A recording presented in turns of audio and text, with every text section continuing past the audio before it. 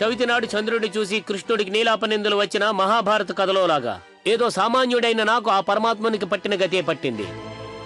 ఈ సంగతి చెప్పు నీ కొడుక్కి. ఒరే సదానంద, అక్కడే ఉండుంటుంది, వెళ్ళి వెతుక్కోరా. లేదమ్మా, కబోర్డ్ లోపల ఎక్కడా కనిపించలేదు. నాన్నగారే అమ్మేశారు. ఉండు, రుజువు చేస్తాను. చూసావమ్మా, దొరికిపోయాడుగా పెద్ద దోపిడీ దొంగ.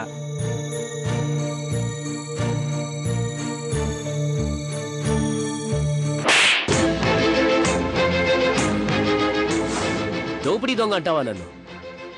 చదువుకున్నావు కదా, కొంచెం ఆలోచించి మాట్లాడు. అవునరా, నేనే అమ్మేస్తాను దాన్ని. ఏం చేస్తావు చెప్పు. కొడతావా? కొట్టు. కొట్రా, చెప్పానుగా నిజం. పో ఇంకా.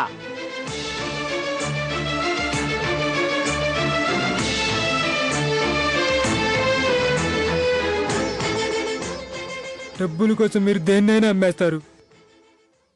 నేనెందుకు పుట్టాను ఇలాంటి ఇంట్లో? అమ్ముకోటానికి ఆ శంఖమే దొరికిందా? నాకంతటి అర్హత లేదమ్మా. నాకేదో అర్హత ఉందనేగా నువ్వు ఆ శంఖాన్ని నాకిచ్చావు. ఆ శంఖాన్ని కాపాడుకోలేకపోయానమ్మా. అత్యంత మహిమల గల ఆ శంఖం నా కారణంగా ఇప్పుడు చెట్టువారి చేతుల్లో పడింది. ఒక విధంగా ఆ పాపంలో నాకు బాగా ఉంది. దయచేసి నన్ను క్షమించమ్మా.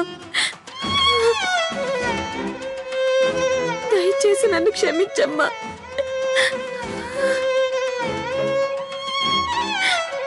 $300 కోసం నాన్న మీదే అనుమానపడ్డావు. ఆ మహాదేవి ఎక్కువైంది నీకు. ఇప్పుడెందుకు నాన్న నాన్న అంటూ అరుస్తున్నావు? నాన్నని తప్పుగా అనుకున్నాను. ఆయన్ని క్షమాపణలు అడగాలని. ఓహో, అడగమని మహాదేవి చెప్పిందా? ఓ పనికి మాలిన శంఖం పెట్టుకుని నానా రభస చేస్తుందే. ఎందుకురా ఆయన అన్ని మాటలన్నావు? ఆయన కాబట్టి ఊరుకున్నారు. నేనే గనకైతే నా దవడపల్లో రాలగొట్టేదాన్ని. బుద్ధుండాలరా నీకు. దాన్ని వెనకేసుకొచ్చి ఇంట్లో నానా రభస చేశావు. రభస కాకూడదనే నేను నోరు మూసుకుని ఉంటున్నాను. అమ్మా, నేను ముక్కు ఎక్కడుందంటే 33 చుట్లు తిప్పి చూపించినట్టుంది. భలే చెప్పావమ్మా నువ్వు. వెళ్ళి నీ పన్ను చూసుకోపో. చేతులు కాలేక ఆకులు పట్టినట్టుంది వీడి వరుస. ముందు వెనక చూడకుండా అరిచేశాడు. ఇప్పుడేమో క్షమాపణలు అడుగుతాడట. నాటకాలు ఆడద్దురా నువ్వు. నాటకాలు కాదమ్మా, నాన్నగారేం తప్పు చేయలేదు. నేను కోపంలో ఏదో అనేశాను. నాకు అదే బాధగా ఉంది.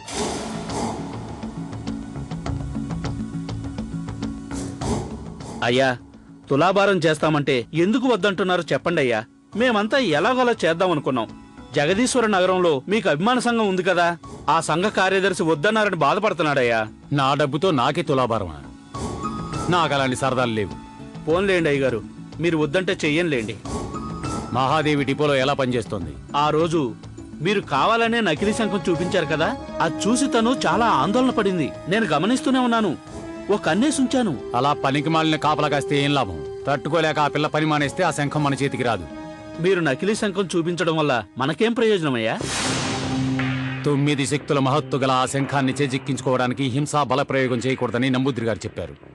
అందువల్లే ఈ నాటకాలు ఆడాల్సి. నకిలీ శంఖం అని తేలిపోయింది అనుకోండి, అప్పుడేం చేస్తాం? అలా చేయాలనే ఈ నాటకం ఆడింది. అంతటి మహత్తు గల శంఖాన్ని తన దగ్గర దాచుకుంటే చూస్తూ ఉంటామా?